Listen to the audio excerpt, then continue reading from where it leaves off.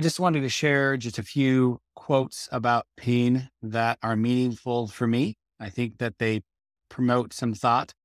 So the first one, life without pain has no meaning. The next, there is no growth if there's no change. There is no change if there's no loss. There's no loss if there's no pain. So we can flip that around and say, with pain, there is loss. With loss, there is change. With change, there is growth. And we are all here to grow. And then finally, pain is inevitable, but growth is optional. So most of us don't see that pain is the way to growth, but we would rather grow pain-free. However, unfortunately, this is not the way we are wired. To introduce myself a little bit, I became interested with the structure that is our physical bodies. First, because I got into bodybuilding when I was younger. I'm no longer young, but I still continue to enjoy going to the gym and pushing some weights around.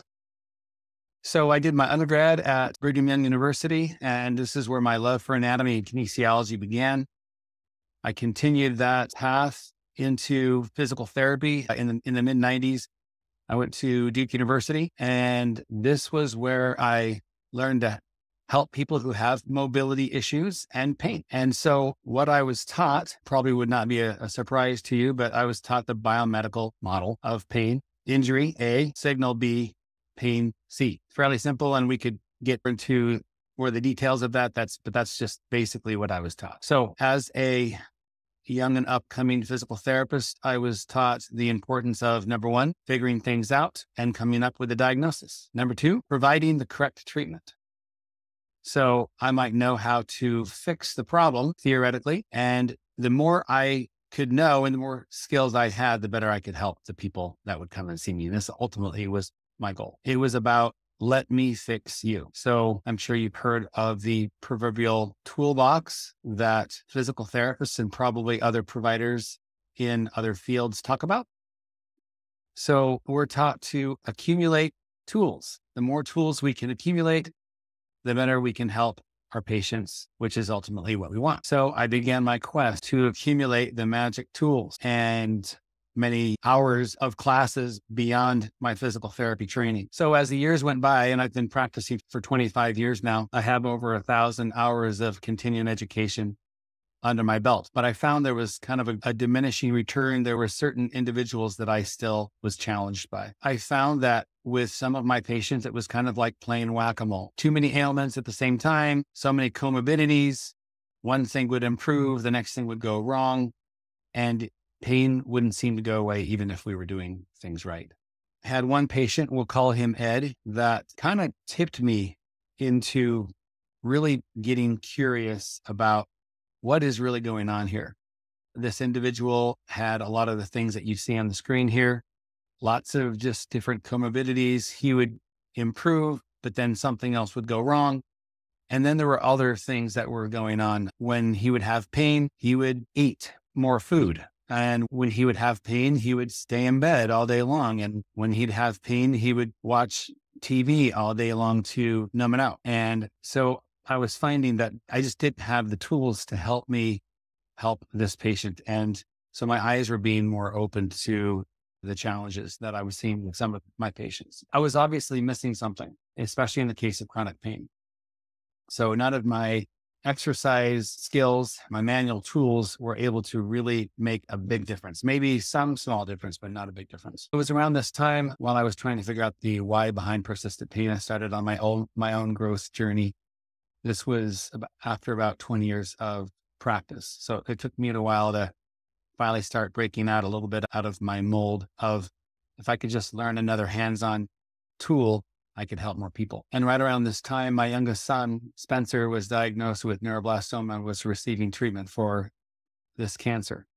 At this time in my life, there was tremendous emotional pain as we were all navigating this experience. So for me to help navigate some of my own challenges, I started a meditation practice, something that I've continued until now.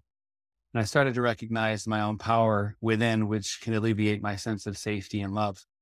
I started to get into my own transformation to optimize what's called health span. Maybe many of you are familiar with this term.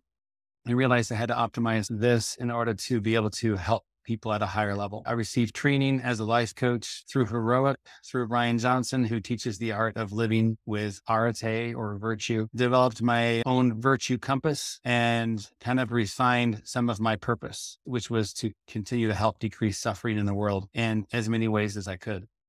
So I started to learn more about this new world of chronic pain as I explored various apps and podcasts. Started to see this as a challenge for so many of my patients who suffer with chronic pain, how to step between the limbic system of the brain and the prefrontal cortex.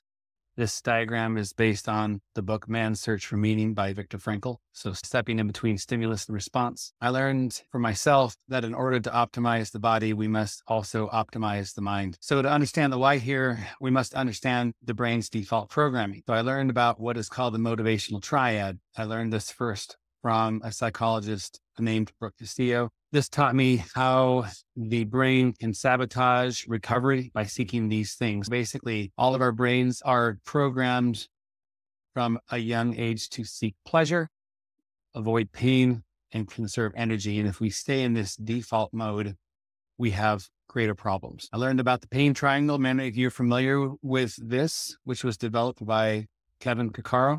Seeing that the experience of pain stems from not just the sensation from the body, but also comes from cognition, from the mind, and emotion, which we could say comes from more of the limbic system. I was introduced to this new world of neuroplastic pain, this form of pain that I was never taught in school. I learned more about this by reading the book The Way Out by Alan Gordon and Alon Ziv about the neuroplastic factors behind chronic pain, past physical and emotional trauma, beliefs about the pain that we have, our tendency towards anxiety and depression, anger about past injustices, fear about our body in the world, lack of self-love and self-compassion, compromised self-care habits, the beliefs that we have about what we stand to lose with continued pain, our overall feelings of safety and acceptance, and also genetic factors. So learned a lot about these different neuroplastic factors that prior to this time, I was mostly blind to. I'm sure you're familiar with this as well.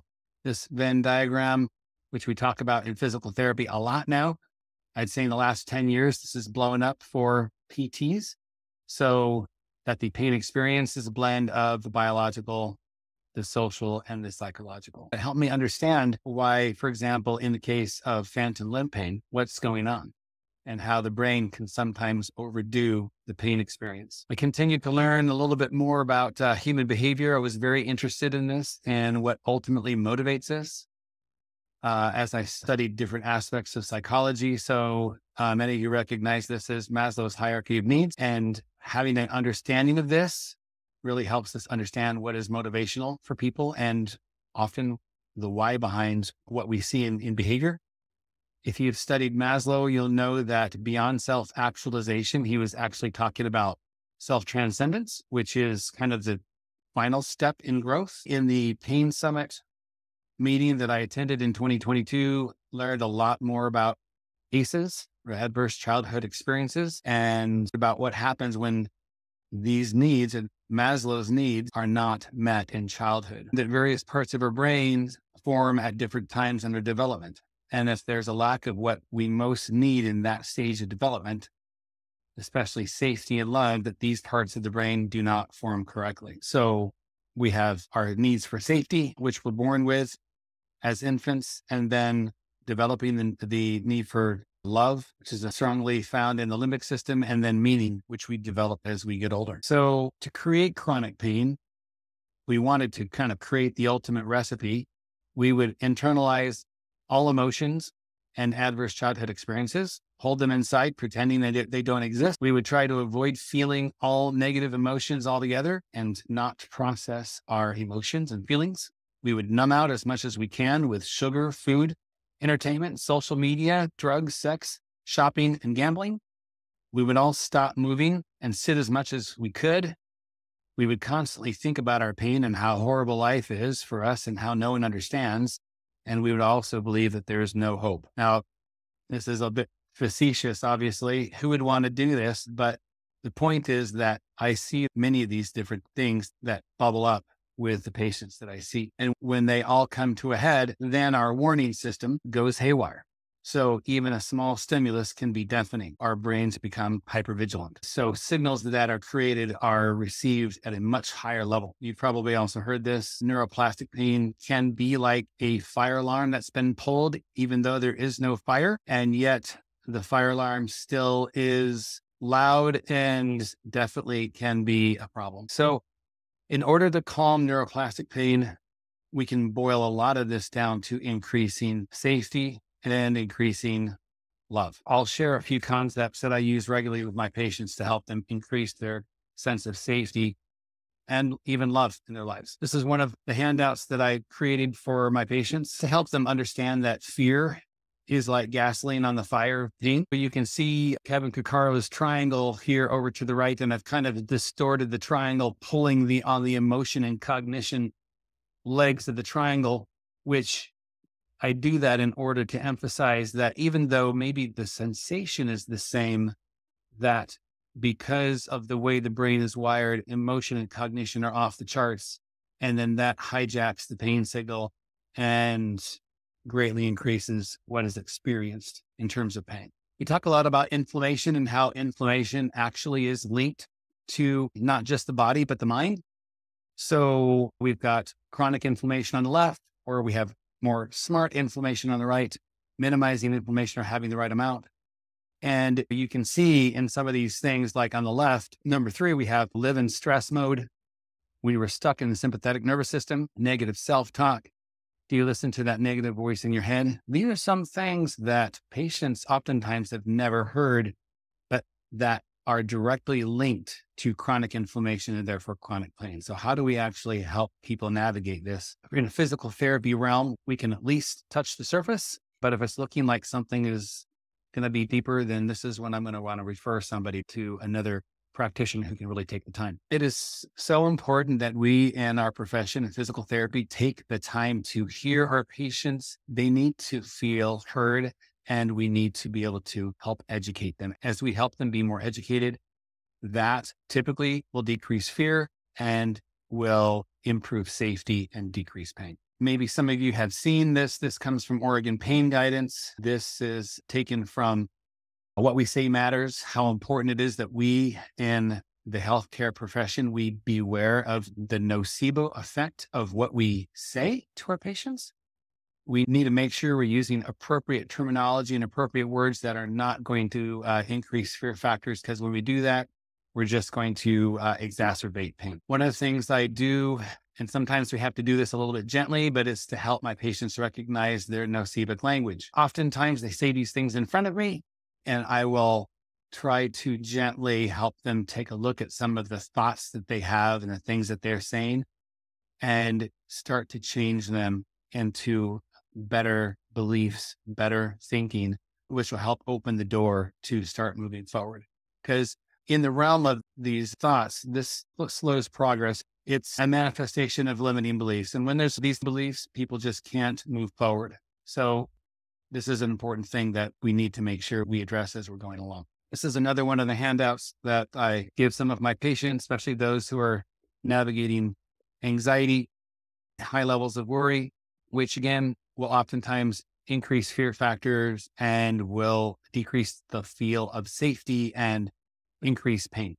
So we talk about what's in your circle of control, what can you do versus how much time are you spending in your circle of concern. It is important that you spend your thought time and your action time really within your circle of control. This is where you have the power. And my goal as the physical therapist is to help people see they do have control in certain areas. And if they spend time on that, then they'll be able to start moving the dial. We also spend time talking about the 2 states of the nervous system, the fight, flight, or the sympathetic, and the rest, repair, rest, digest, or the parasympathetic, and how important it is to have an understanding of where people are and the way the world is. And most of the people that I see who are in chronic pain, they are stuck in the fight, flight, or the sympathetic state. This is where we step into teaching them how to pull the levers needed to shift into parasympathetic. And the way to do that is through breath work. So we do take time to slow down and actually talk about and practice proper breathing. Parasympathetic breathing is typically in for 4 seconds, out for 6 seconds. You're drawing out your exhalation. And this is the best and strongest way to shift into parasympathetic. One of my favorite meditations is called a loving kindness meditation. May I be safe and protected and free from inner and outer harm.